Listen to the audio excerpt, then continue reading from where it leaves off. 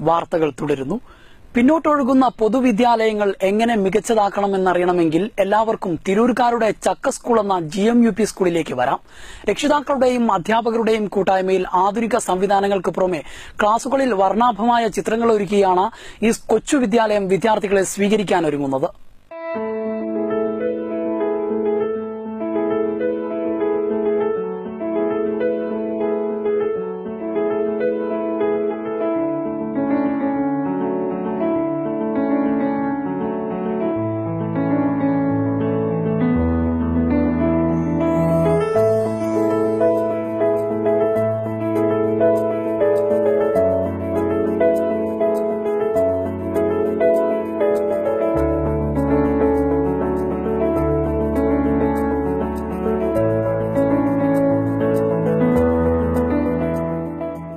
അധ്യയന വർഷം ആരംഭിക്കുകയായി.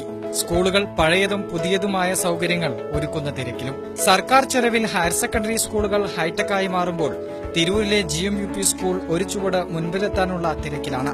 അധ്യാപകരുടെയും രക്ഷിതാക്കളുടെയും സഹായത്തോടെയാണ് സ്കൂൾ സ്മാർട്ടായി മാറുന്നത്.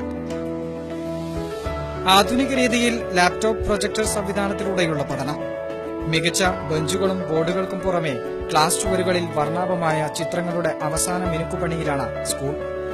16 ലക്ഷത്തോളം ചെലവിൽ തയ്യാറാക്കുന്ന 8 ഹൈടെക് ക്ലാസ് റൂമുകൾ ഒരുക്കുന്നതിന് പിന്നിലെ കാര്യം പ്രധാനാധ്യാപകനായ അനിൽകുമാർ പറയും. കേരള സർക്കാരിന്റെ ഒരു നിയോജക മണ്ഡലത്തിൽ ഒരു ഹൈടെക് സ്കൂൾ എന്ന കാഴ്ചപ്പാട് വന്നപ്പോ ഞങ്ങളുടെ PTA